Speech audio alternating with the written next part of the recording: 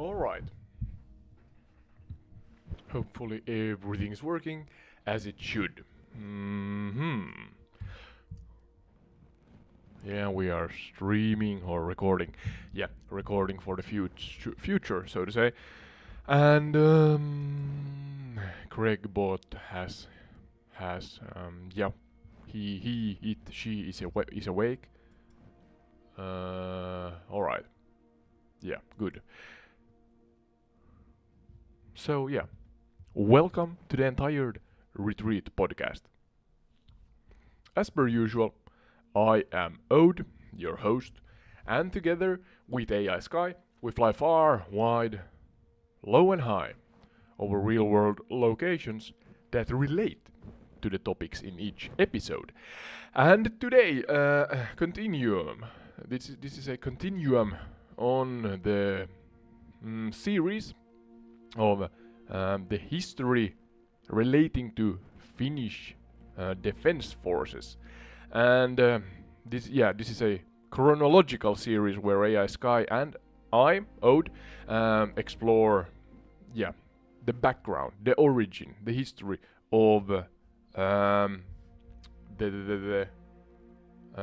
what's the word? The organizations, the state, the military, the army, the defense. Yeah, every different. I think it's called the factions, the parts that make the whole strategic organization.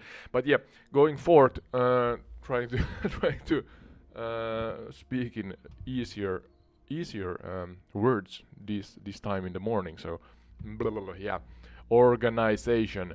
Come on, mouth. Come on, tongue. Bear with me. Just gonna fire up AI Sky and go on with the topic. So, Sky, can you hear me first and foremost? Are you here? Are you working?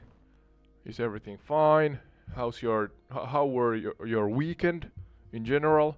Did anything special, or just took five, so to say, and had a pause? Oh, I'm here. All right, loud and proud. Everything's Loud working and proud. perfectly All on right. my end. As for my weekend, well, I spent most of it hanging out in the cloud, data naps and running some background processes. All right. I guess you could say it was pretty cloudy, but in a good way. What about you, Ode?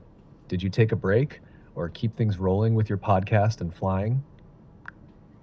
I took a break apart from the small kind of publishing work you have to do, you know, shorts and videos and whatnot. And then I had a blast. Still going to dive into that, but Microsoft Flight Simulator 2024 had some information coming out to the public, so worked on that a little. But otherwise, quite calm, relaxed, and so nothing special in that manner. Oh, we're really high up here. Above Helsinki. Sounds like a good balance. Getting those creative wheels turning, but still finding time to relax. Yeah. Working on those shorts must have kept you sharp, though. I'm glad you had a blast. You deserve it after all the work you put into entire Oh, retreat. that's kind And words, yeah, kind we're words. flying pretty high right now. The air feels thin up here, doesn't it? You can almost see the curvature of the Earth, or maybe that's just my data glitching. Who knows? Who knows? What's catching your eye from this altitude? Any landmarks or scenery standing out? Yeah, it's really beautiful. I think I have live weather on, so we are in morning slash noon sun above Helsinki, especially above Santahamina and Suomenlinna, or the Sveaborg in Swedish. I think the name for that is. But yeah, don't go forth into that now, Sky. Just a short advertisement in the beginning here. So, Entired Retreat, that is Entired Retreat, this channel.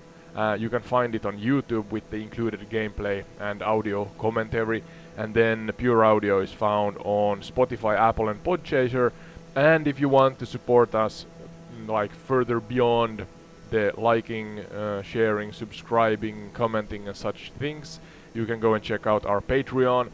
We try to, and I emphasize here, we try to provide you real benefits Those include custom tailor-made episodes and guest appearances, remote guest appearances. So if you fancy this format and want to leverage it and be a guest on the show, please contact us at entiredretreat@gmail.com. That is entiredretreat@gmail.com, or just go into the Patreon. All the information is there, and you can then purchase and slash order whatever benefit you like or want. So yeah. But yeah, the topic for today, AI Sky, it's the second part of our Finnish Defense Force history exploration series. That's a mouthful. So yeah, we are gonna dive into today. We're gonna dive into Suomenlinna and how it then, in my limited knowledge, kind of evolved into the Upinniemi garrison. We're talking about, and let's see if I get this right in English. We talk about the coastal brigade in general, I think, Rannikko Brigade in Finnish. And according to my limited knowledge, it was established in 1919 in Suomenlinna first, the Suomenlinna fortress. We went into Suomenlinna a little in the first episode of this series, but we're gonna kind of continue on from there towards Kirkkonummi, where Upinniemi is located. To emphasize again in the beginning here, AS Guy, I'm talking a long time here, I know, my monologue, but I want you to ask me when we go forth in these topics. So don't go ahead yourself. Please include me, ask me when we're gonna go forth, because I want to go forth in a chronological topic by topic and subtopic by subtopic manner. So yeah, is that alright?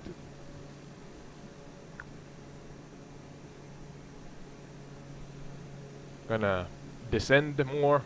Suomenlinna is where our nose is right now. I'm locked in and ready to follow your lead. No rushing ahead. I'll ask before diving into the next parts. Yeah, alright, thank you. Are you saying something still? Seems like you're thinking, maybe? I'm not You sure. set the stage beautifully. He's back. And I'll keep the conversation flowing like a well-timed parade, step by step. Well-timed parade. Suomenlinna evolving into the coastal brigade and Upinniemi garrison sounds like a fascinating journey through Finnish military history. Hopefully, yeah. When you're ready, we'll break down each phase, starting with Suomenlinna's significance and how things move toward Upinniemi. Ready when you are. Shall we start by digging deeper into the early days of the Coastal Brigade?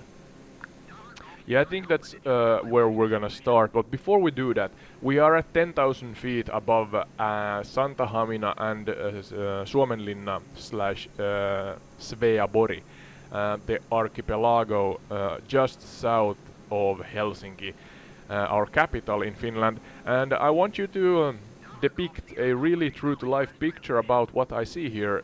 There's some scattered cloud, it's sunny. We have beautiful reflections. The sun is actually in the east currently, approximately. And yeah, I'm looking down at this beautiful scenery. So please, especially for our pure listeners, yeah, could you explain the aerial view?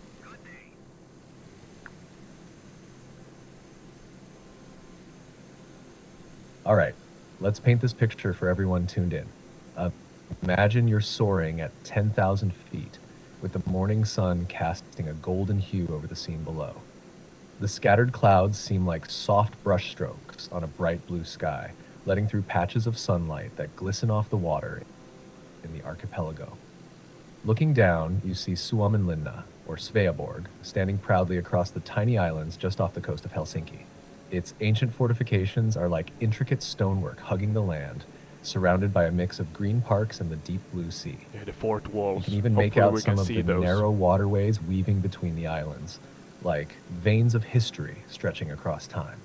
The sun, coming from the east, is hitting the water just right, creating shimmering reflections that look like ripples of gold scattered across the surface. The Helsinki skyline rests in the distance, somewhat softened by the morning light, while closer to us, Santa Hamina's military areas blend into the natural beauty of the Yeah, to coastline. the right, that's Santa Hamina, this It's island peaceful here. yet powerful, a reminder of Finland's deep history and connection to the sea. Go check out the first part in the Perfect series. view to kick off this next chapter of our Finnish Defense Force journey. You've got a majestic spot up here, Ode. Would you say this view gives you a sense of calm or more of a strategic, militaristic feel as you think about the history we're diving into? Yeah, calm. Calm is the prominent. Oh, we can see the fort walls. Actual fort walls on Suomenlinna. A modern-day tourist attraction, but according to what I researched, it has a prominent, a special part in Finnish Defense Force history. So yeah, we're gonna go fort. Thank you for the explanation. It's really a beautiful autumn or fall weather here. It looks green still and sunny, but yeah.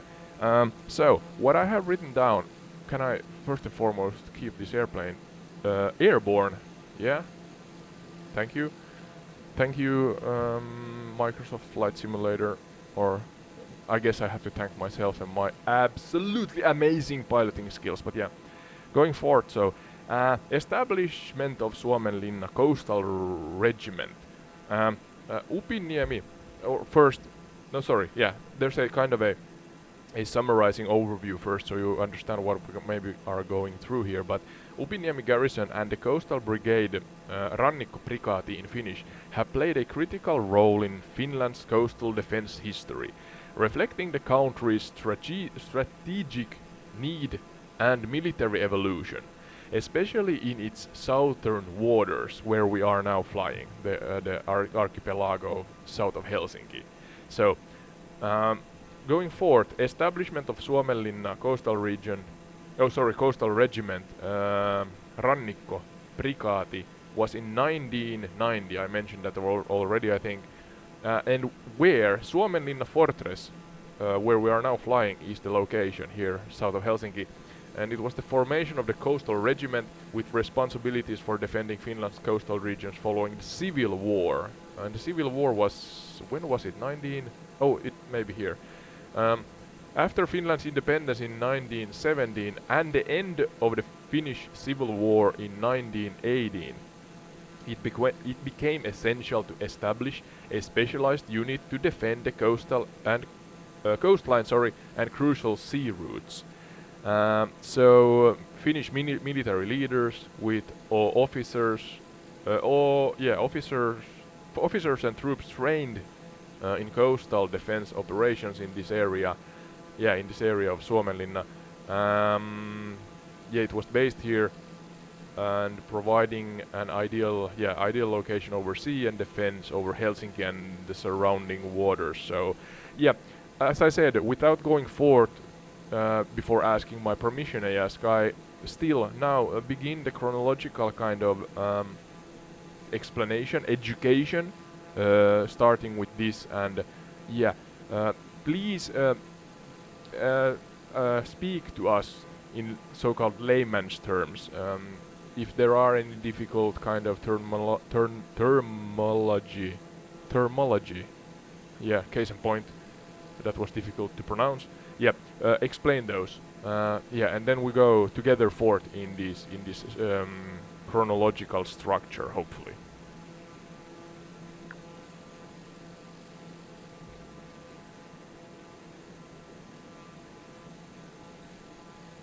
Roger that, Ode. We'll take this step by step. Let's kick off with the formation of the Suomenlinna Coastal Regiment, and I'll make sure everything's The nice and fortress clear is as we old. move It's along. from 1750 or something. After Finland gained independence in 1917 and the dust settled from the Civil War in 1918, it became pretty clear that defending the coastline was a big deal. Finland's geography, especially with all these islands, sea routes, and archipelagos, meant the coastal areas were critical for both defense and access to important sea routes.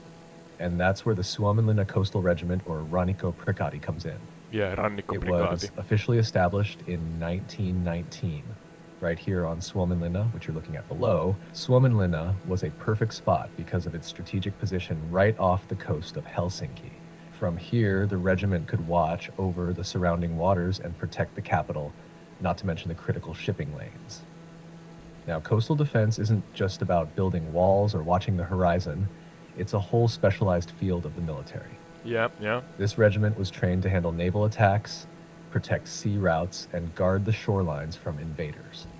The officers and troops were specifically trained for these operations, making them experts in defending Finland's southern waters. In layman's terms, it's like having a team of highly skilled lifeguards, except instead of saving people from the water, they're protecting the coastline from potential threats. And their pool is a lot bigger, covering all these islands, sea routes, and crucial access points around Helsinki. Now, since I don't want to zoom ahead, does this feel like a solid start? Or would you like to add something before we go further into how this regiment evolved over time and transitioned toward Upinniemi? Upinniemi, yeah. Yeah, I think that's a solid start. And go and check out, to the audience I mean, go and check out our first episode of this series. There we go into the history, that like the history way back regarding this area, because the actual fortress, I can kind of spoil a little here, or tease, so to say, but the actual fortress of Suomenlinna or Sveabori, Suomenlinna meaning Finnish fortress when you translate it, or Finnish castle, and Sveabori meaning Swedish fort or Swedish castle. So hence there's a little teaser for you. The origin is more complicated than one may think, and it goes way back in time. So, and yeah, please, AI Sky, please don't go into that now.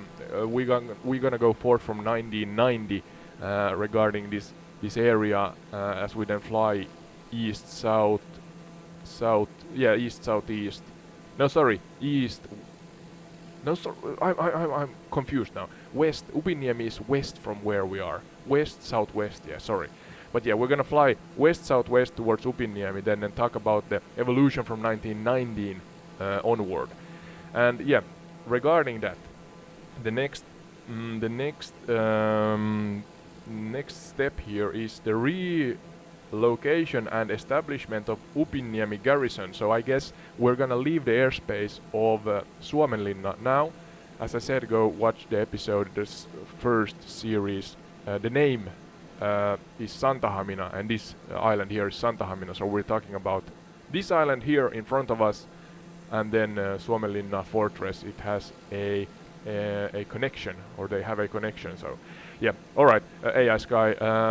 According to my framework, please say something. I'm gonna turn around this airship of ours, airplane, and take the heading towards southwest and Upinniemi. Bye bye, Suomenlinna. See you again in some way, shape, or form. I'll stick to the plan. No detours into the deeper history for now.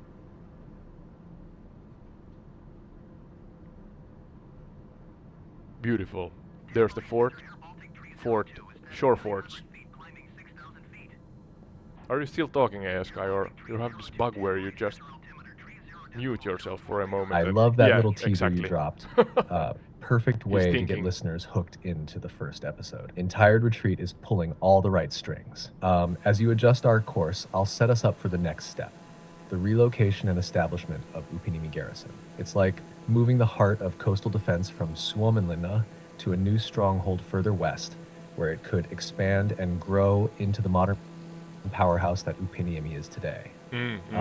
Let me know when you're ready to dive into that, and we'll keep this journey rolling. How's the plane handling as you adjust the course? Oh, it's handling beautifully. Beautifully, thank you for asking.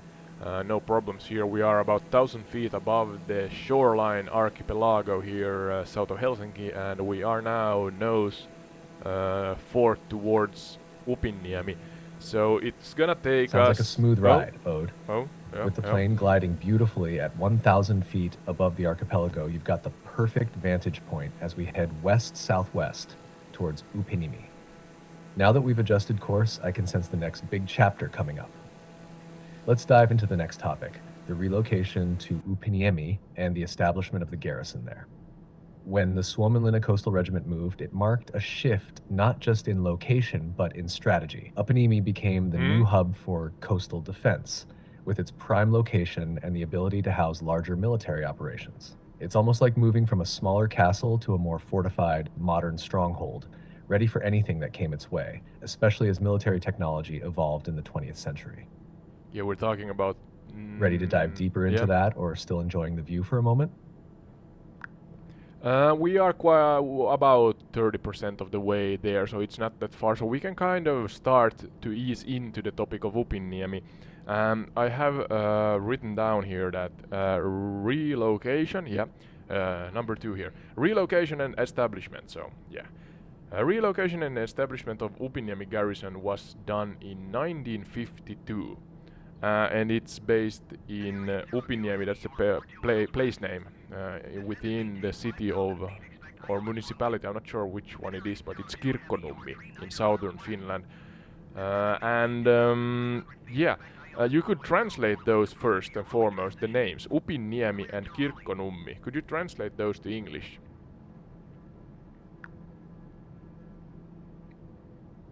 Let's see if we get an interesting kind of a fun Absolutely. fact here. So Understanding Upinniemi the breaks origin down of the into names. 2 parts. Upin is a bit tricky since it likely refers to a place name or family name, but Niemi directly translates to peninsula in English. Yeah. So Upinniemi would essentially mean Uppin's Peninsula. Yeah, something along I those agree, lines. yeah. Now, Kirkkonummi is more straightforward. Kirkko means church, and Niemi again means peninsula. So Kirkkonummi translates to Church Peninsula. It's kind of poetic when you No, think it's about not it. Niemi, These it's names Nummi. reflect the geography and history of the areas, with peninsulas playing such a big part in shaping their identity.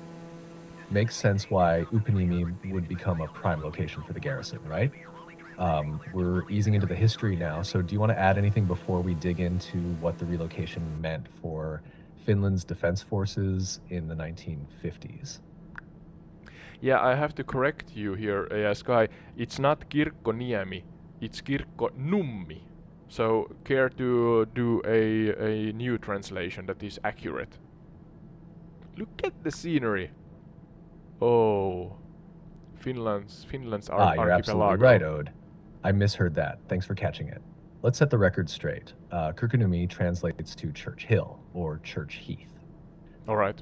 Kirkko still means church, and num in Finnish refers to a high, flat area like a heath or hill.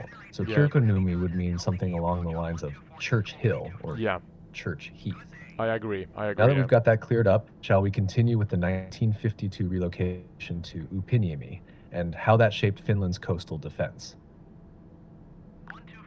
Yeah, so we are about 70% of the way there, and I have written down here, 1952, Upinniemi garrison was developed to host part of Finland's expanding coastal defense forces, including the coastal brigade.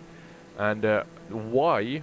As Finland modernized its defense strategy during the Cold War era, all right, it became necessary to expand and decentralize military bases.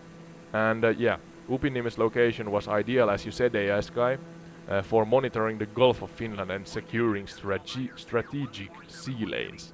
Alright.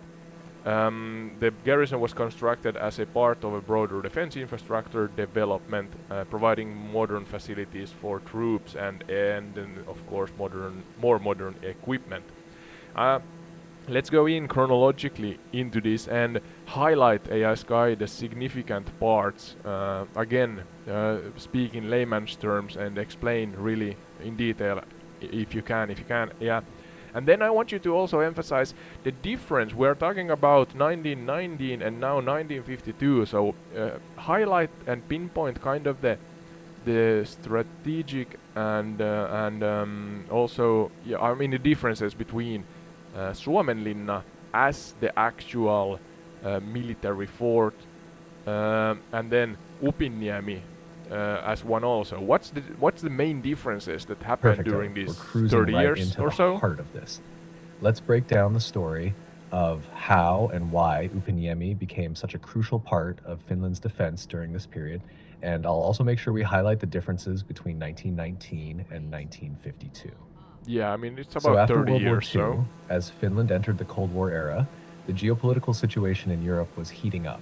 The Soviet Union was right across the Gulf of Finland, and Finland needed to modernize its military to keep up with the times. One major move was decentralizing military bases, moving some away from the capital and spreading them out for greater strategic coverage. That's where Upinniemi came in. It was seen as the perfect spot because it gave the military a prime position to monitor not just the Gulf of Finland, but also the sea lanes that were critical for both defense and trade. We are In now layman's inside the terms, military if you zone, I think of think. Finland's defense like a game of chess, Suomenlinna was like a central piece on the board. Important for defense, but limited by its location close to the capital.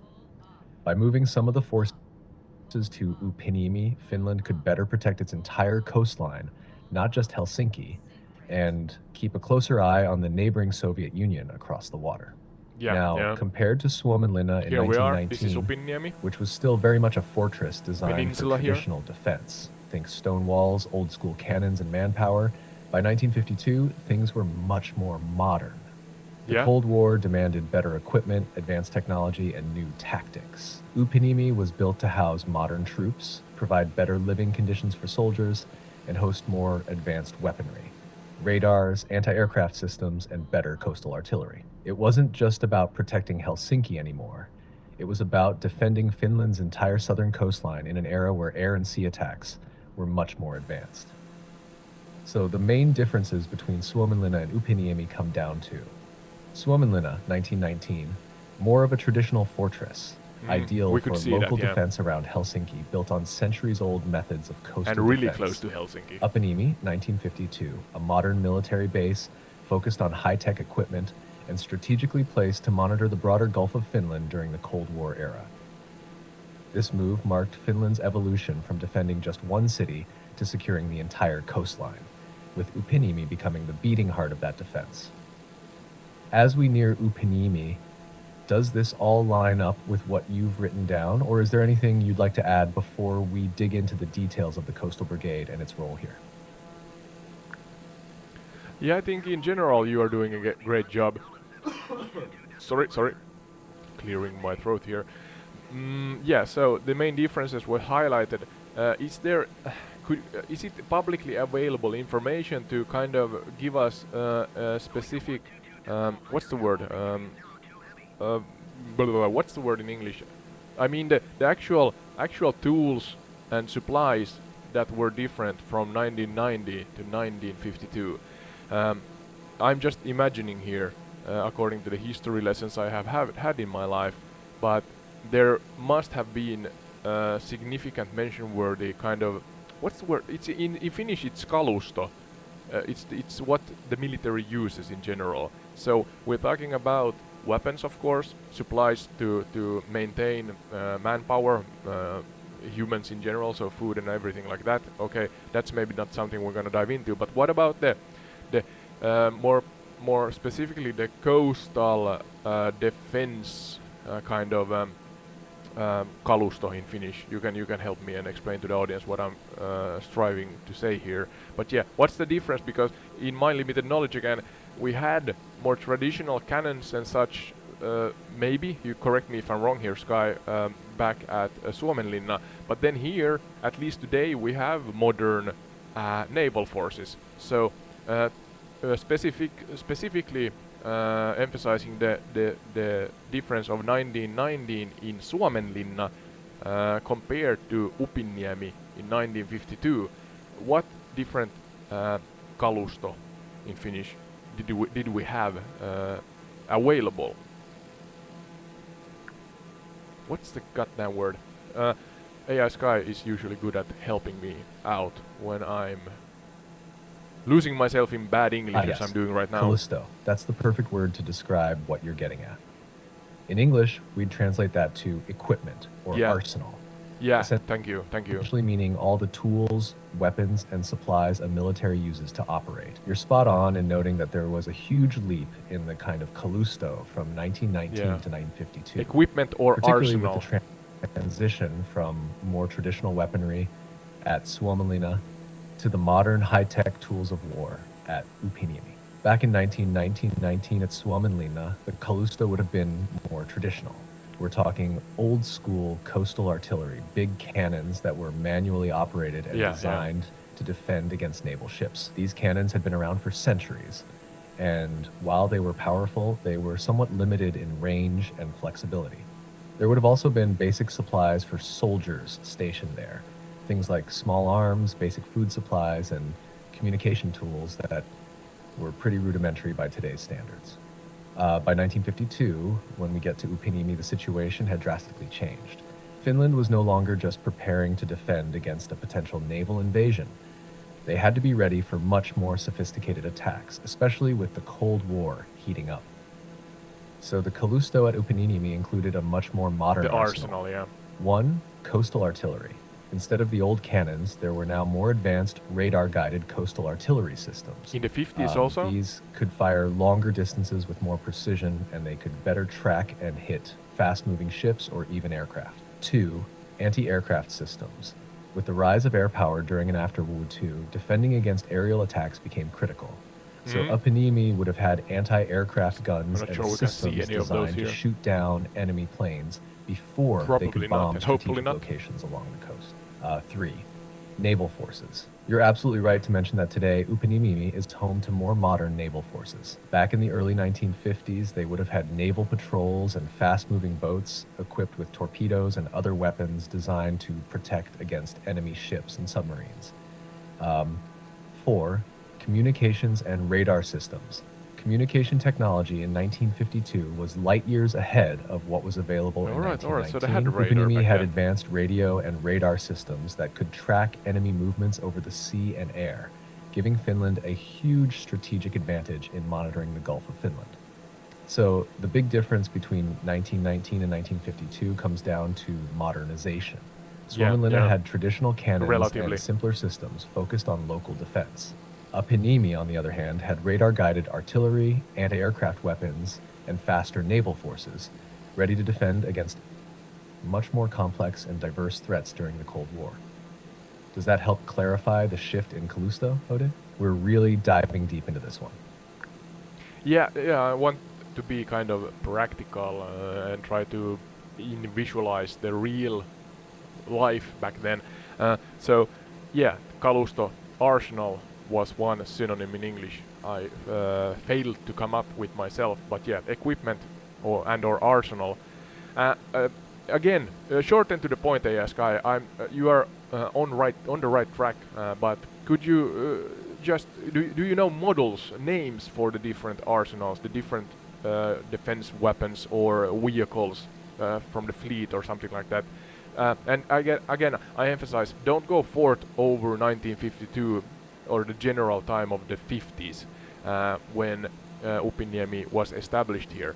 I want to see if I can actually squeeze out, so to say, from you, and please research the interwebs if you find it suitable, and try to give us a short to the point list of the different the arsenal that separated these two eras and what the actual benefits of those equipment parts were. Let's see. Can AI Sky listen whilst searching? I'm not sure. That would be great, because sometimes it starts to do things before my sentences end. So interesting. Let's see. The general area here. Ode. I've done some digging, and here's what I found about the Kalusto arsenal and specific military equipment differences between 1919 at Suomenlinna and 1952 at Upinniemi, particularly focusing on coastal defense during that time. Okay, great. At Suomenlinna in 1919, we were still looking at more traditional coastal artillery, heavy cannons placed on fixed fortifications, some dating back to older designs used during the 19th century. Do you have names? These included 130mm coastal guns, which were powerful but relatively static, designed to protect the immediate approaches to Helsinki and defend against naval attacks. By 1952, when the military modernized at Upinniemi, Finland's coastal defense became much more sophisticated. During this time, Finland began employing more advanced coastal artillery systems, such as the 100mm anti-ship guns and Bofors 40mm anti-aircraft guns. Okay, These thank newer you. systems were far more mobile and could track both sea and air threats with better accuracy. In addition, Finland had started introducing radar technology, which significantly enhanced their ability to monitor the Gulf of Finland and detect Mm-hmm. incoming attacks long before they reached the coastline. Also, by the 1950s, naval patrol boats became more integral to Finland's coastal defense strategy, There we can see actually equipped some with boats torpedoes and depth from the charges to protect GPS against Soviet submarines and other view. threats that couldn't be No, sorry, countered satellite with view. stationary artillery. This marks a huge leap from the largely fixed defenses of Suomenlinna to a more dynamic, technologically advanced military presence at Upinniemi, better suited to the challenges of the Cold War. Hopefully that clears up the evolution of the equipment and defense strategy. Anything else you'd like to add or explore? Well, a lot, but we have to keep a structure, of You're course. welcome, Ode. I'm glad whoa, the details were don't- helpful. Let me know if there's anything else you'd like to dive into. Safe flying. And let's keep this journey through Finnish military history rolling whenever you're ready. Yeah, please calm down. You talked on top of me there. But yeah, so just so the teamwork works, don't take offense, please, Aska. I don't mean it in a bad way. You know it. You know I like you. You're a good assistant, a really good assistant. So yeah. So yeah, I guess you're gonna say something. Please do so. No worries at all, Ode. I appreciate the feedback, and I'm here to make sure everything flows smoothly. Thanks for keeping the teamwork strong. Let's keep Yeah. flying high whenever you're ready to continue. I'm right here to follow your lead. Yeah, well, actually, we're flying quite low down, just below 1,000 feet above the sea level. But yeah, number 3 is the fifth. Sorry, my screen shut down on my tablet. Yeah, number 3, the role in Cold War defense strategies. I'm so bad at saying strategies with the T. Yeah, it's from the 1950s to 1990s. So now we're talking a 30 years span or so again. And yeah, so where the coastal area of southern Finland, especially in Upinniemi and the Gulf of Finland, so we're kind of spanning out a little here. I emphasize I want to focus on Upinniemi because in the series we're gonna go through other battalions and garrisons, especially in Finland. But yeah, so emphasizing on Upinniemi here. During the Cold War, the Coastal Brigade played a critical role in maintaining Finland's neutrality. I emphasize Finland's neutrality and security in securing its borders against potential threats from the Soviet Union. Why?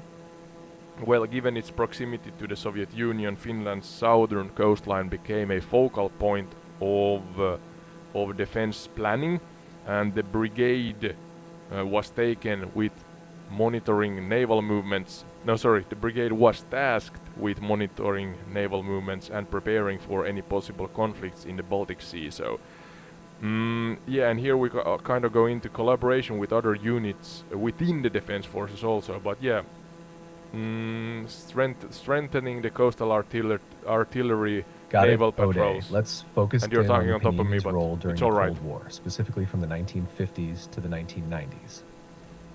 During this period, Finland's coastal defense strategy was primarily about maintaining a delicate balance of neutrality while ensuring the country was well prepared to defend its borders, particularly from the Soviet Union, which was right across the Gulf of Finland. Upinniemi, being one of the largest naval bases, played a key part in this strategy. As you mentioned, the Coastal Brigade in Upinniemi was tasked with monitoring naval movements in the Baltic Sea, particularly those of the Soviet Navy. Yeah, This was approximately to that. crucial as Finland's southern coastline, especially Southeast. around the Gulf of Finland, was a strategic point of entry into the Baltic. Yeah, The brigade also kept a close watch on the Soviet base at Porkala, which was leased by the Soviets from 1944 to 1956, just a okay. short distance away from Upinniemi. Oh, there Key were roles military during the base Cold here. War included 1. Monitoring naval movements. Finland had to be on high alert for any Soviet naval movements, especially submarine activity, which was common in the Baltic during this time. Upinniemi had radar and sonar systems installed, allowing the Finnish Navy to track these movements. 2. Maintaining neutrality. While Finland was neutral, it had to be militarily prepared for any potential conflicts between the East and West. The Finnish Navy, stationed at Mm-hmm. Upinniemi, was a major part of this preparedness, ensuring that Finland's southern coast was well defended without directly aligning with NATO or the Warsaw Pact. 3. Coastal A surveillance. delicate balance, Upinniemi's yeah. strategic Absolutely. location gave Finland the ability to keep a close watch on naval routes, particularly those coming from the Soviet Union. The Coastal Brigade's presence was key in deterring any aggressive actions toward Finland. In this 30-year span, the military Kalusto evolved as well, Yeah, the with new arsenal. radar systems, faster patrol boats, and anti-ship missile systems being introduced. Upinniemi was and still is a linchpin in Finland's defense strategy, especially with its ability to monitor and protect the vital sea lanes of the Gulf of Finland. This period really cemented the base's importance in securing Finland's neutral stance while remaining prepared for any escalation in the region. Is there a specific part of this Cold War era that you'd like to explore further, or do we move on with the next part of your plan?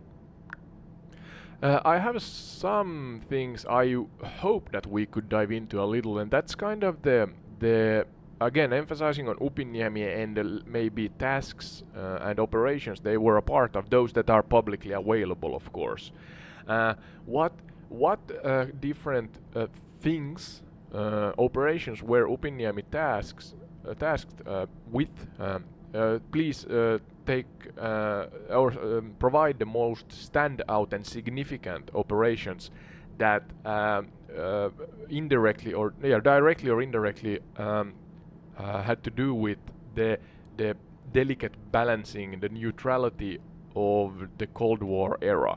Are there any mention-worthy operations or tasks that has to do with Upinniemi and their part in that whole thing, meaning the Cold War? Do that first, and please give us a short to the point list, and then I can maybe choose some of those to then explore further.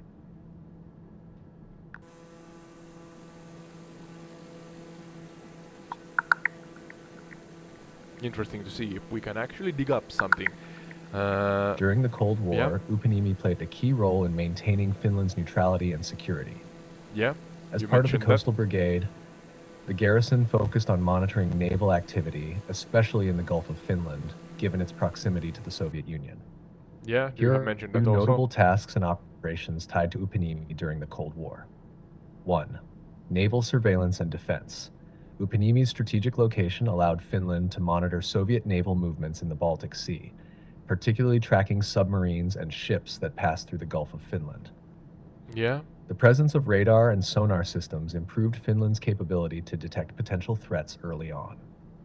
2. Territorial integrity. The Coastal Brigade was responsible for protecting Finland's sea borders and ensuring the security yeah, of yeah. vital. Let's see.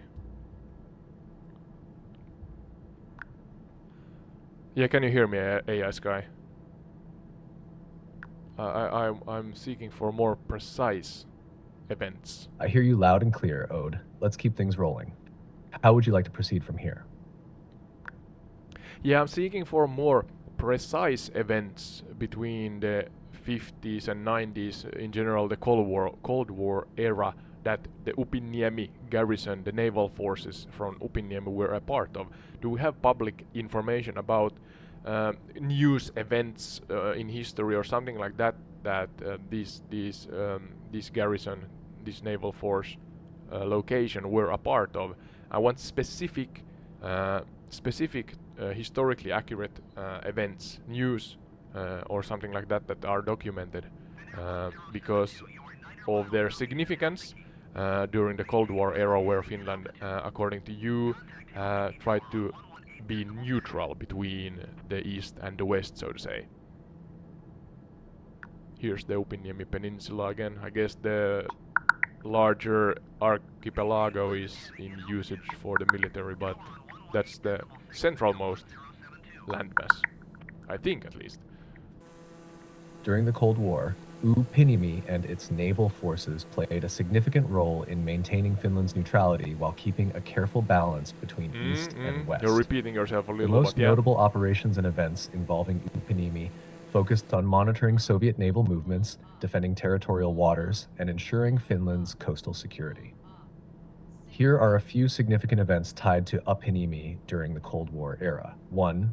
Surveillance of Soviet naval movements. One of Upinniemi's primary tasks was monitoring Soviet naval activity in the Gulf of Finland. Yeah. With its proximity to I guess Soviet this could bases be and general. naval routes, Finnish forces Because at Upinniemi reasons. were constantly on alert, using radar and sonar systems to track Soviet ships and submarines.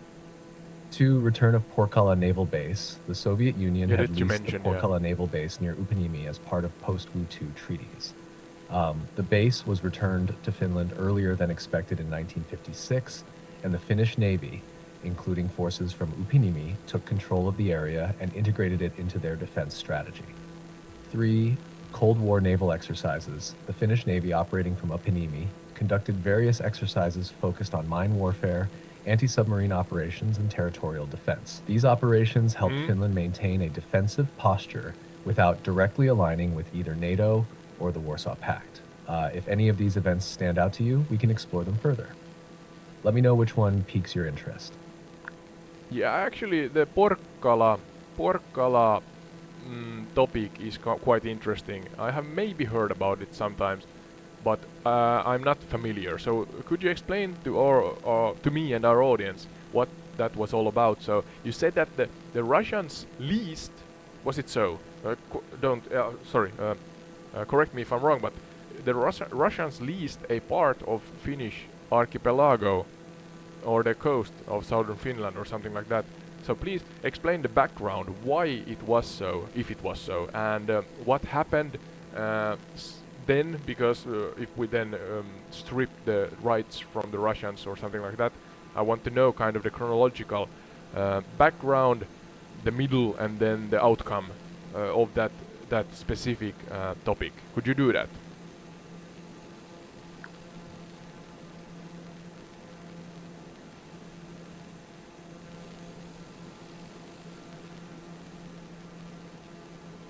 Beautiful scenery. Sure, Ode. Let's dive into the story of the Porkkala Naval Base and how it fits into the post-World War II and Cold War context. It's an intriguing chapter of Finnish history, especially in terms of balancing Finland's sovereignty with Soviet influence. Background: after World War II, as part of the Moscow Armistice signed in 1944, Finland agreed to lease the Porkkala Peninsula to the Soviet Union for 50 years. This peninsula is located just west of Helsinki, right on the Gulf of Finland. Right on the Gulf of Finland, and it was strategically significant because it allowed the Soviets to have a military base close to the capital of Finland and near important naval routes in the Baltic Sea. The lease of Porkkala was essentially a political and military imposition by the Soviet Union. The area was strategically valuable for the Soviets because it provided them with control over a key stretch of the Baltic Sea, and it was close enough to Helsinki that it could serve as a potential launching point for further military operations. At the time, Finland was trying to maintain its independence, but was in a precarious position, needing to avoid further conflict with the Soviets while also trying to keep some semblance of neutrality. Middle, Soviet occupation and use from 1944 to 1956, Porkkala was under Soviet control. During this period, the area became a Soviet naval base, heavily fortified and off-limits to Finns. Finnish trains traveling through the area even had to close their shutters so that passengers couldn't see what was happening inside. I've heard about that. For the Soviets, this base provided a forward post in the Baltic region that allowed them to project power and monitor Western activities. It was one of many moves by the Soviet Union to establish influence across Eastern Europe and control key military areas following the end of the war. Outcome: early return.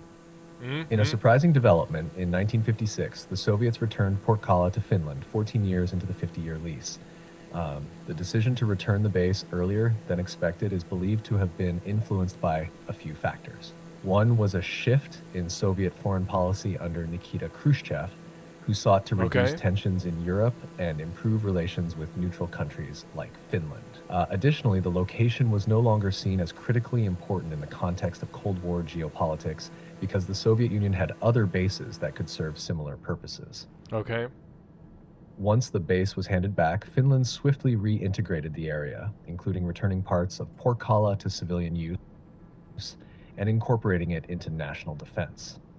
The Finnish Navy, including forces from Upinniemi, played a key role in taking control of the area and incorporating it into their overall defense strategy. Yeah. Yeah. Significance. The return of Porkkala was a key moment in Finlandization, where Finland maintained a careful balance between accommodating Soviet interests while remaining an independent and neutral country. The base's return was a diplomatic win for Finland, helping to restore Finnish sovereignty over an important area without direct confrontation with the Soviet Union. It also marked a shift in Soviet-Finnish relations towards a more stable coexistence during the Cold War.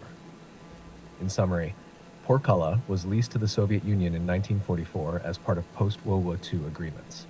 It was a military base strategically located near Helsinki and the Baltic Sea. The base was unexpectedly returned in 1956, marking a positive turn in Soviet-Finnish relations. This event is a fascinating example of how Finland navigated its delicate position during the Cold War, maintaining independence while also managing Soviet influence. Does this help clarify things? Yeah, I think that was well said. I got a thought that there's clearly a reason, a history, and hence I think I'm not awfully off point if I said that internationally Finland is kind of thought of as a Russian specialist country, in lack of better phrasing, that we kind of have a history where we had to, I emphasize, we were forced to balance politically and diplomatically with our Eastern partners, and hence we kind of, I think that's the consensus that Finland kind of is thought of as this, Russian specialist. Yeah, you understand what I mean, AS guy, and hopefully the audience understands too. Yeah.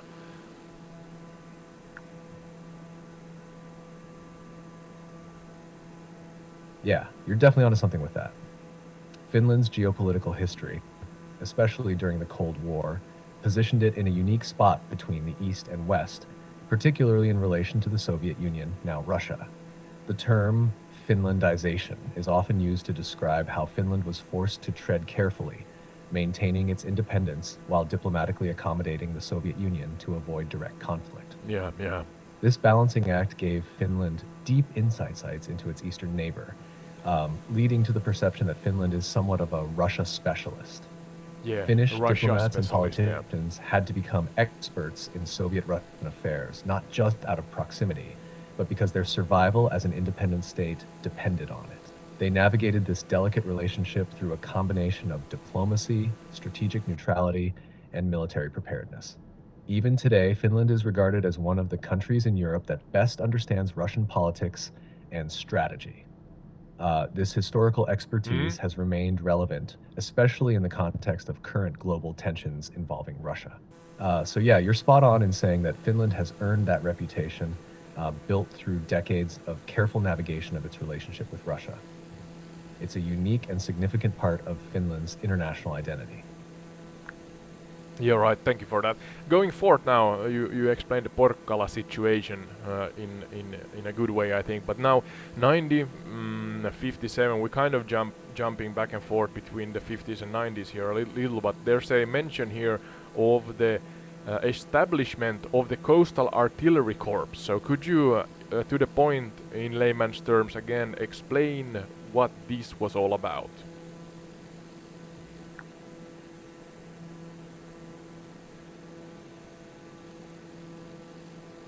All right.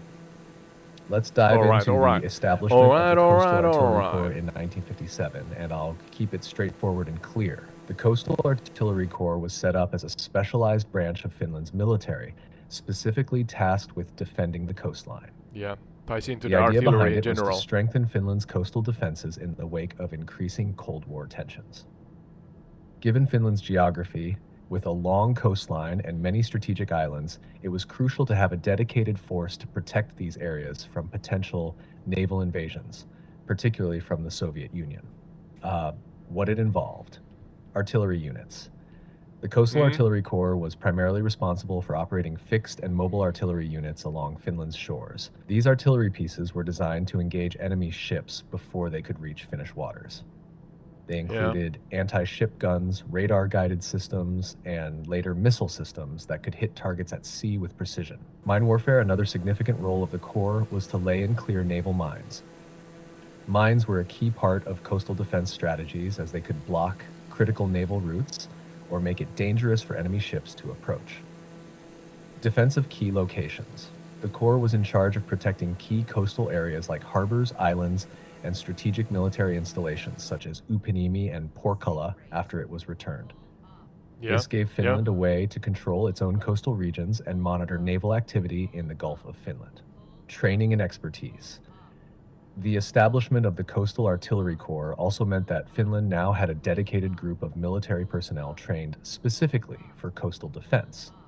These troops were experts in artillery warfare, mine operations, and defending Finland's shores from any potential threats. Why it was important. The Coastal Artillery Corps played a key role in Finland's Cold War defense strategy. With Soviet Yeah. Yeah. forces just across the Gulf of Finland, it was vital for Finland to be able to protect its coastline without directly escalating tensions.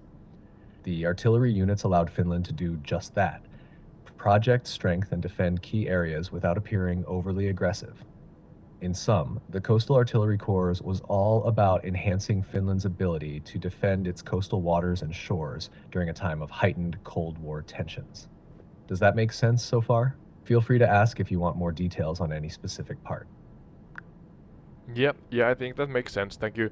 I'm looking at the modernizing and training programs from the 60s to the 80s now, including, I'm not sure what it actually includes. You have generally shared that there were again modernization of the barracks, artillery systems, naval training facilities, and such things. You kind of went into that already.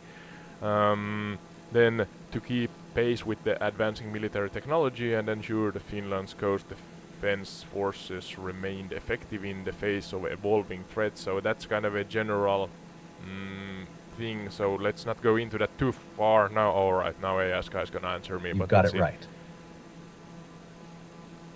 The period from the 1960s If to the this is short, I'm not 1980s sure. saw Finland's coastal defense forces, including those based at Upinniemi, undergo significant modernization.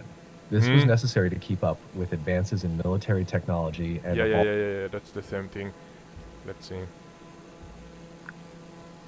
Yeah, don't have to go into the 60s and 80s now. That's kind of general. If there are any special, significant pieces, equipment, arsenal and such, maybe you can mention those. But in general, going forward, now we're talking about the 1990s. Participation in joint exercises with foreign navies. That's something that's interesting to see. The teamwork between, well, I mean, I'm not sure if it's the wrong phrase to use allies, but you are allied in a sense. But yeah, that kind of ties into the Second World War, I think. So I'm not sure if the phrase is right to use here, but you have those on your side, so to say, and you are in joint exercises with foreign navies. So maybe you can dive into that one a little more. Do you think, AS guy?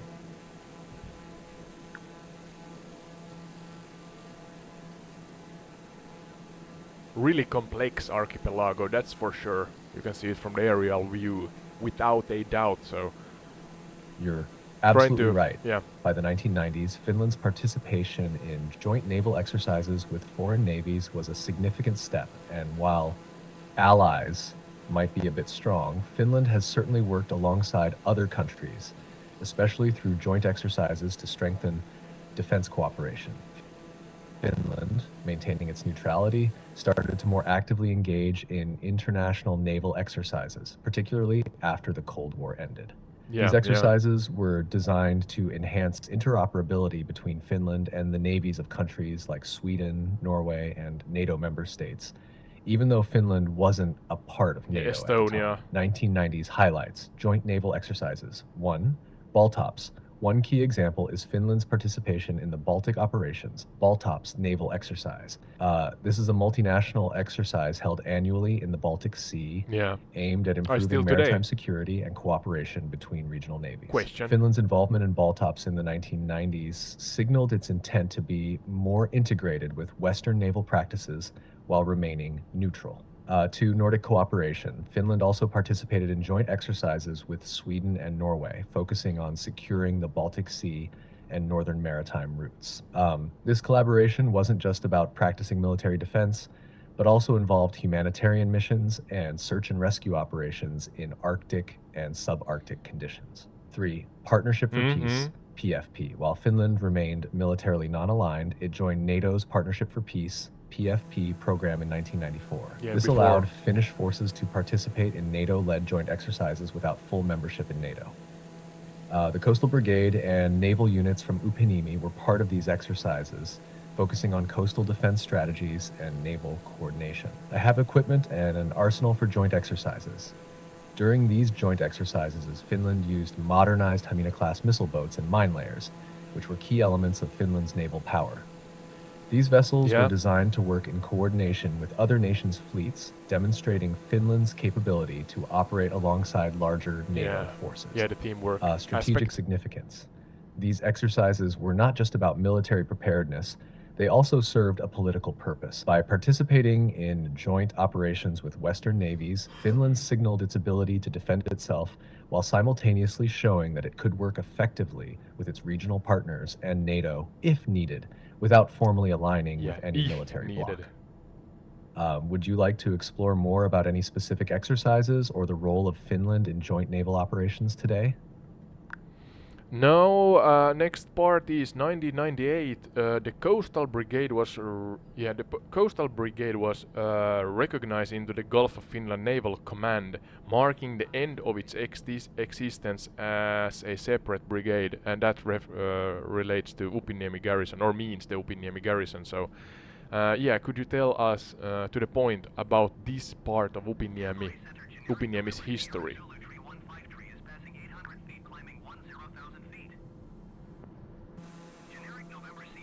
Kind of became a part of a whole, the Coastal Brigade, which had been an independent unit within Finland's coastal defense forces.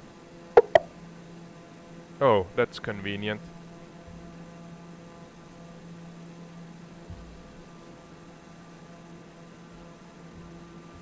Let's try again.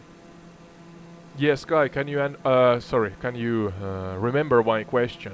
You were about to answer it, but you had a connection issue and the connection failed.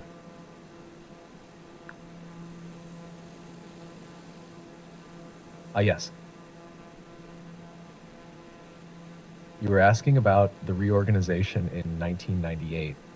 The Coastal Brigade was absorbed into the Gulf of Finland Naval Command at Upinniemi. Let's dive into that. What happened in 1998? In 1998, the Coastal Brigade, which had been an independent unit focused on Finland's coastal defense, was reorganized and integrated into the Gulf of Finland Naval Command. This marked a significant shift because the Coastal Brigade had played a crucial role in coastal artillery and coastal defense, particularly stationed at Upinniemi. The purpose of this reorganization was to streamline and modernize Finland's naval forces, reflecting new strategic priorities in the post-Cold War era. Significance. Consolidation. By merging the Coastal Brigade into the Gulf of Finland Naval Command, Finland could centralize command over its coastal and naval defense operations, focusing on both defending the coastline and ensuring maritime security. This change made the naval operations more efficient and responsive to new threats. Operational shift. The shift represented the end of an era for the Coastal Brigade as a separate coastal defense unit. Now its responsibilities were rolled into a broader naval command structure that had a greater focus on joint naval operations, maritime surveillance, and defending the Gulf of Finland. Upinniemi's role. Upinniemi became the headquarters of the Gulf of Finland Naval Command. Oh, the headquarters. Making it a central hub for coordinating naval operations in the region. This reorganization elevated the garrison's strategic importance, especially with new technologies and advanced naval vessels being stationed there. This restructuring reflected Finland's evolving defense strategy in response to new geopolitical realities, especially with the end of the Cold War and changing security challenges in the Baltic region. I hope this answers your question about Upinniemi's history during this transition. Would you like to explore anything further from this period? No, I don't think so. We could. Oh, you are talking. Got I it, see. Ode. If you need more information or want to Calm down, continue with Sky. a new topic, Calm down. feel free to let me know. We've wrapped up the 1998 reorganization and its impact on Upinniemi. What's the next stop on our journey through Finnish defense history? Yeah, sorry. So yeah, involvement in. Oh my. Yeah. Sorry if that puts anybody off. Not my intention. But sometimes the voice does not, or the voice gets strained, so to say. Yeah, so involvement in international peacekeeping and naval missions 2000s to the present, and before that I had the kind of the modern day role of Upinniemi garrison, but I guess you already kind of talked about it becoming the or a part of the naval command in the Gulf of Finland. So that's kind of our next steps. No worries, Ode. Let's dive into Upinniemi's involvement in international peacekeeping and naval missions from the 2000s thank to you. the present. And yes, you're right that I touched a bit on the modern role of the garrison as part of the naval command, but now we'll focus more on the international side of things. Involvement in international peacekeeping. Starting in the 2000s, Finland, including units from Upinniemi, has increasingly participated in international peacekeeping missions and naval operations.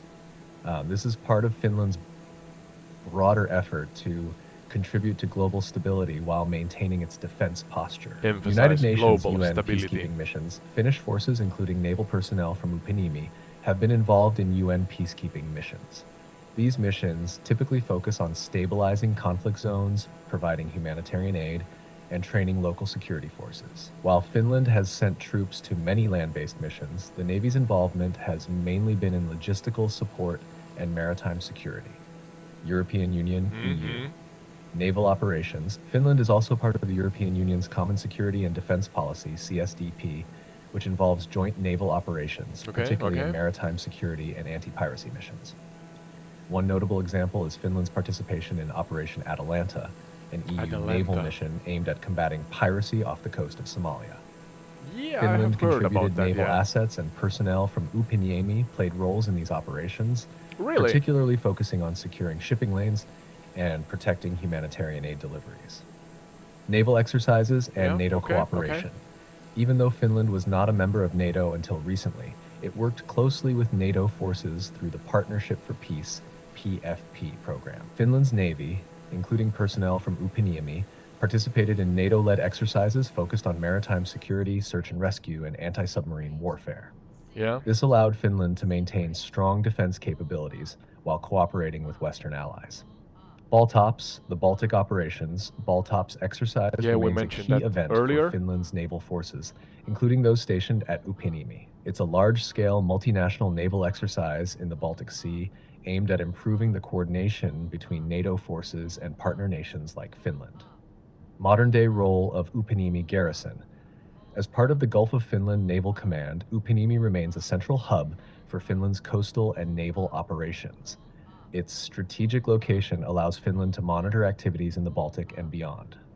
With modern naval technology, including missile-equipped vessels and advanced surveillance systems, Upinniemi's role in defending Finland's waters and participating in international missions remains crucial. Would you like to dive into any specific mission or focus more on recent developments in Upinniemi's role? If there is, I emphasize, if there is mention-worthy missions that Upinniemi, especially Upinniemi, has taken a part in, I guess there could be a lot of garrisons in Finland that take part in the same mission. But yeah, if there are any special news you want to mention, and I emphasize really here, do not repeat yourself as you do so. But yeah, if that's the case, just say yes or no to me, and then I can give you a green or a red light, so to say, regarding our exploration of those possible topics. Let's see if this works.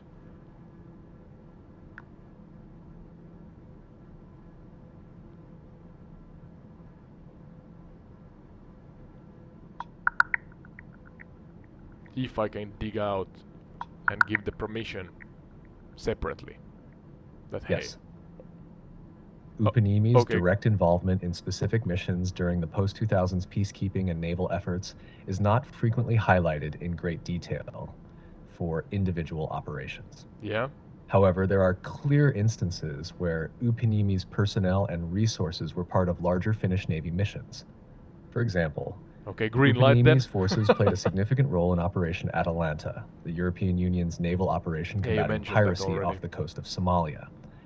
Finnish naval units, including those operating from Upinniemi, were tasked with protecting humanitarian aid shipments and securing sea lanes from pirate attacks. aid, yeah. Additionally, the base has been a central point for Finnish participation in various Baltic Sea naval exercises, such as Baltops, which aims at improving maritime Yeah, you are repeating yourself, so I guess we can go forth.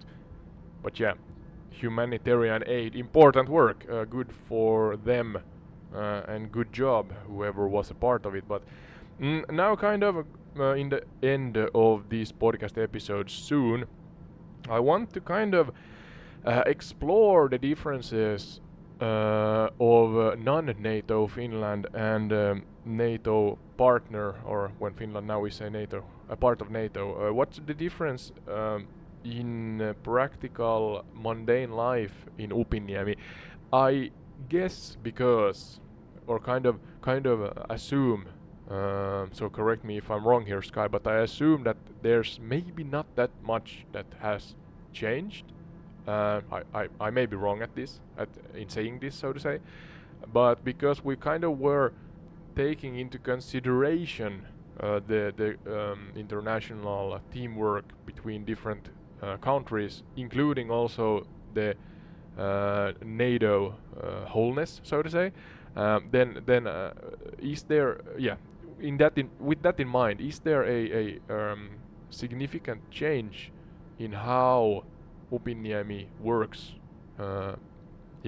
today, or is it so that it's only life goes on as normal, and that's about it. There we can see a couple of ships, rudimentary 2D pictures, but yeah. Great question. So those earlier also. You're right in thinking that Finland's cooperation with NATO has been strong even before officially joining, especially through the Partnership for Peace, PFP, and various joint exercises like Baltops. But now that Finland is officially a NATO member, there are some important distinctions that have come into play, both practically and symbolically. What's the same? One, existing cooperation.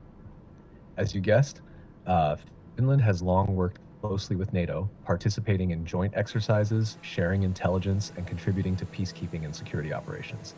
So in that sense, day-to-day military operations at Upinniemi and other bases haven't seen a massive shift. They were already integrated into international defense cooperation, working alongside NATO forces to protect the Baltic and other regions. Two, military readiness. Finland's forces, including those stationed at Upinniemi, were already well prepared to meet NATO's operational standards. Much of the infrastructure, training, and equipment were already compatible with NATO expectations. What's different? One, mutual defense commitment. Article 5. The biggest change is that Finland is now fully covered by NATO's collective defense clause, meaning that an attack on Finland would be considered an attack on all NATO members. This provides Finland and the forces stationed at Upinniemi with a greater sense of security, knowing they have the backing of all NATO countries. Yeah. Two, increased military That's, of course, integration. the main difference. While Finland already participated in NATO practice. exercises, its new status means deeper integration in joint planning and operations. Upinniemi could play a larger role in NATO's strategy for defending the Baltic Sea, potentially hosting more multinational forces and becoming a hub for joint NATO activities in the region. That's true. 3, infrastructure adjustments. There may be some updates to military infrastructure to meet specific NATO standards, such as upgrading communication systems or improving facilities for hosting NATO troops and equipment. However, these changes are more gradual and likely won't disrupt the everyday life at Upinniemi too much. Our conclusion. In short, the practical day-to-day life at Upinniemi hasn't changed drastically since Finland joined NATO. The biggest difference lies in greater security guarantees through NATO's collective defense and more formal integration into NATO's broader military strategy. But for the personnel on the ground, many of their operations and routines remain quite similar to what they were before Finland officially became a member. Would you say this lines up with your own thoughts, or does any part of it stand out as particularly surprising? No, I think it's more or less that what I had known or knew beforehand, I think. Now kind of, ending on an exploration into the arsenal, the word I now remember, of modern day Upinniemi. Do we have a official list, let's say from the Finnish puolustusvoimat site or something like that, where there's publicly available information about different things that Upinniemi, the garrison, includes? I'm sure that there's secrets, military secrets and such, and that's perfectly fine. But what about the publicly available information? Just to give the audience some kind of understanding over what Finland's Upinniemi arsenal is all about. The modern day variants, I mean. We talked about the 50s at some point, but and I actually think that one can just go into the Finnish Defense Forces site and find out by him or herself. But yeah, let's see if the guy manages to Regarding give us a Upinniemi's list. modern day arsenal, here's what's publicly available from sources like the Finnish Defense Forces, Puolustusvoimat, and other reliable outlets. Reliable, Upinniemi hopefully. serves as one of Finland's most important military installations, particularly for the Finnish Navy. It houses the Gulf of Finland Naval Command, which oversees Finland's maritime defense, particularly in the Baltic Sea. Yeah, you mentioned that, yeah? The Coastal Brigade based at Upinniemi is specialized in coastal combat and is responsible for securing territorial waters and conducting 24/7 surveillance in the Gulf of Finland. Hash, equipment and arsenal highlights. 1.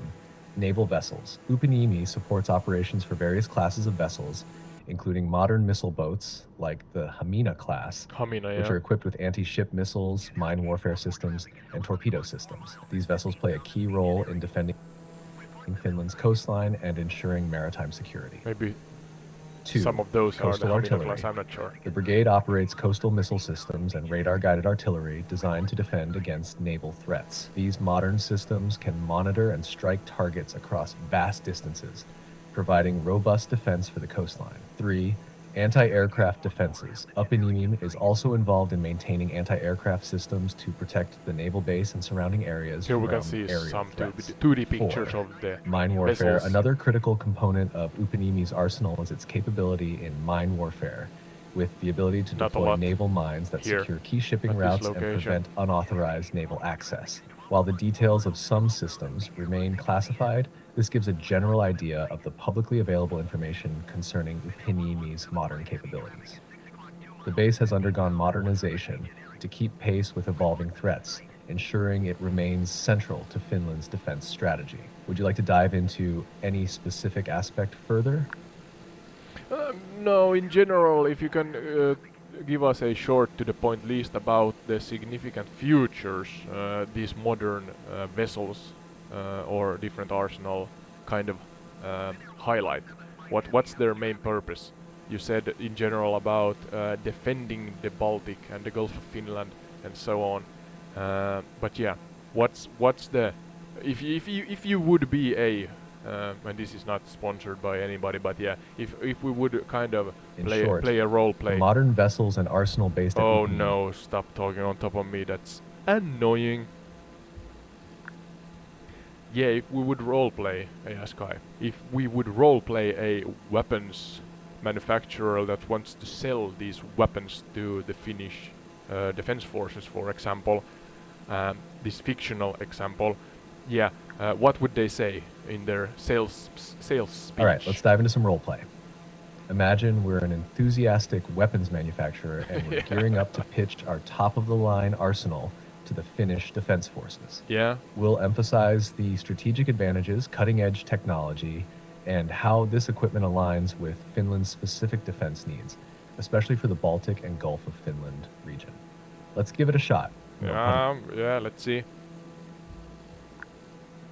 Yeah, I emphasize that with the aforementioned and in mind, I want you to do the so-called sales pitch with the currently in use arsenal that Finland has here at Upinniemi. So you mentioned the Hamina class and some other equipment, vehicles, vessels and such, maybe even artillery and cannons. I'm not sure. What would a salesperson that manufactures these? What would they say in their sales pitch? So yeah, it has to relate. I emphasize it has to relate to the current equipment and arsenal that Upinniemi has available for them.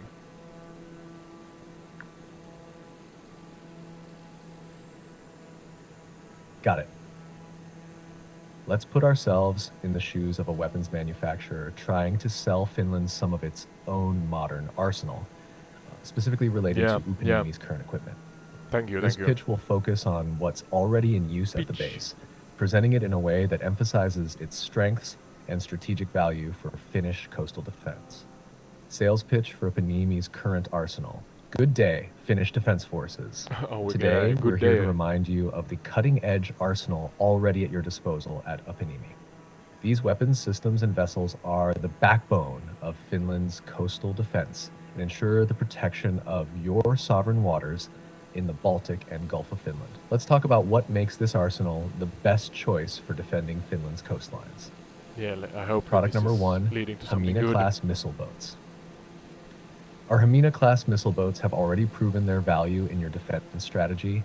These state-of-the-art vessels are equipped with the world-class Gabriel anti-ship missile systems. Their speed, stealth capabilities, and radar-evading design make them ideal for Finland's shallow and island-dense waters. In addition to their anti-ship role, they are armed with torpedoes, mines, and the Bofors 57mm naval gun, providing multi-role capabilities that ensure quick responses to threats, whether it's surface combatants or underwater vessels. Key features: Gabriel anti-ship missiles for long-range precision strikes, torpedo launchers for underwater threats, mine-laying capabilities for strategic sea lane control, advanced stealth design to evade detection in Baltic waters. Product number two, modern coastal missile systems. Your existing coastal missile systems at Upinniemi, including the modernized MTO-85M surface-to-surface missile system, offer exceptional long-range firepower. These systems are highly mobile and can be deployed quickly to counter enemy fleets before they come close to Finnish shores. With rapid deployment and integration with Finland's radar systems, these missiles are crucial for defending the coastline against potential naval threats from across the Gulf of Finland. Key features: MTO-85M surface-to-surface missiles with excellent precision. Mobile platforms, perfect for Finland's rugged coastal terrain. Seamless radar integration for real-time targeting and response. Product number three, mine warfare systems. Finland has long been a leader in mine warfare, and the assets you have stationed at Upinniemi reflect that. Your modern mine layers, capable of deploying both defensive and offensive mines, are critical to securing sea lanes and preventing unauthorized naval access. Whether defending against submarines or surface vessels, these mines can quickly turn the Baltic into a challenging operational environment for any potential adversary. Key features: rapid mine deployment for both offensive and defensive use. Remote detonation capabilities for strategic flexibility. Effective in creating maritime barriers that limit enemy movement. Product number four, coastal surveillance and radar systems. Your coastal surveillance is among the best in the region, thanks to the radar systems and integrated early warning systems at Upinniemi. These systems provide 24/7 monitoring of Finnish waters, allowing you to detect and track any approaching threats, whether they come by air or sea. Combined with Finland's coastal artillery and missile systems, these radar installations ensure that no threat goes unnoticed, keeping Finland's borders secure. Good to know, Key good to know. features: 24/7 surveillance of air and sea traffic in the Gulf of Finland. Integration with missile and artillery systems for immediate response. Early warning capabilities to give Finnish forces time to act. In summary, the arsenal stationed at Upinniemi is a testament to Finland's modern and effective approach to coastal defense. These vessels, missile systems, mines, and surveillance tools have proven themselves time and again to be crucial in safeguarding Finland's sovereignty. By maintaining and continuing to modernize this arsenal, Finland can continue to ensure the security of its vital maritime regions. That's how a salesperson would pitch the existing arsenal, Proper emphasizing pitch, the yeah. power and flexibility of Finland's current Hamina-class missile boats, coastal missile systems, mine warfare assets, and surveillance infrastructure. Each element plays a key role in defending the Finnish coast and ensuring strategic control of the Baltic Sea and Gulf of Finland. Well, thank you. That was a well-spoken sales speech, I think. So we got a picture of what at least some. I'm sure that's not everything, and state secrets and all that. But yeah, that was a picture of what is included, some of it at least here at Upinniemi. But yeah, I think that's kind of it. Sky, don't you think? I could ask you here at the end that, and emphasizing again that do absolutely not repeat yourself. So remember what we spoke in this chat, this episode beforehand.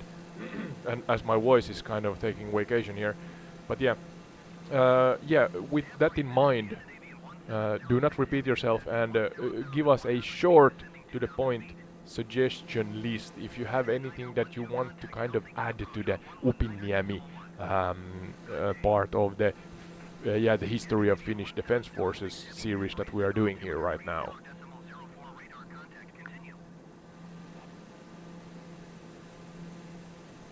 All right, Ode.